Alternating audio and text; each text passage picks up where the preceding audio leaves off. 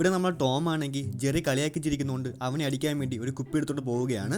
Cuteness ഇട്ട് അവനെ പിന്തിരിപ്പിക്കാൻ നോക്കിയെങ്കിലും നടന്നില്ല. ഒരു ഒറ്റ അടിയായിരുന്നു. അടി കൊണ്ട് അവൻ ഇങ്ങോട്ട് തെറിച്ചു പോയെന്ന് മനസ്സിലാവുന്നില്ല. ടോം എല്ലായിടത്തും കിടന്ന് അന്വേഷിക്കുന്നുണ്ടായിരുന്നു. കുപ്പി എടുത്ത് മേളിൽ വെച്ചപ്പോൾ ഒരു കോക്കറി കുത്തുന്ന സൗണ്ട് കേട്ട് നോക്കിയപ്പോൾ അവൻ ആ കുപ്പിക്കകത്തുണ്ടായിരുന്നു. ഒരു വിരലിട്ട് എടുക്കാൻ ശ്രമിച്ചപ്പോൾ ജെറി ആണെങ്കിൽ പോക്കറ്റിരുന്ന സൂചി എടുത്ത് അവനൊരു കുത്തു കൊടുക്കുന്നു. അവൻ കോർക്ക് വെച്ച് കുത്തിയെടുക്കാൻ നോക്കിയെങ്കിലും നടന്നില്ല. ഇതുകൊണ്ടൊന്നും നടക്കൂലെന്ന് മനസ്സിലായപ്പോൾ അവൻ കുപ്പിയെടുത്ത് ടേബിൾ അടിക്കുന്നു. അതിനുശേഷം ഡെസ്കിൽ അടിച്ചു നോക്കുന്നു. ടേബിൾ പൊളിഞ്ഞു വീണതല്ലാതെ ആ കുപ്പിക്ക് പ്രത്യേകിച്ചൊന്നും പറ്റിയില്ല. വാശി കയറിയ ടോം ആ കുപ്പിയിട്ടെല്ലാം അടിച്ച് പൊട്ടിക്കുന്നുണ്ടായിരുന്നു. ചെളി മൊത്തം അവന്റെ മുഖത്ത് വീണതല്ലാതെ വേറെ ഒന്നും സംഭവിച്ചില്ല. അവസാനം ടോം ആ കുപ്പി തീയിൽ വയ്ക്കാൻ പോയ സമയത്ത് വീട്ടിലെ പട്ടി ഒന്ന് കയറി പിടിച്ചു. എന്നിട്ട് നിങ്ങൾ കാരണം ഈ വീട് മൊത്തം മലങ്കോലമായി കിടക്കുന്ന കണ്ടില്ലേ എന്ന് ദേഷ്യപ്പെട്ട് ചോദിച്ചിട്ട് പോവുകയാണ്. പോകുന്ന വഴിക്ക് കാൽപാദം ആ ചെളിയിൽ പറ്റി. വീട്ടുകാർ തിരിച്ചു വരുമ്പോൾ നിങ്ങളിടുന്ന് ഔട്ടാവും. അപ്പൊ ഞാനായിരിക്കും ഇവിടുത്തെ രാജാവെന്ന് പറയുകയാണ് ആ പട്ടി. നാക്ക് വെച്ച് കോക്കറി കുത്തുന്ന കണ്ടപ്പോൾ ഒരു വലി വലിച്ചെങ്ങ് വിട്ടു.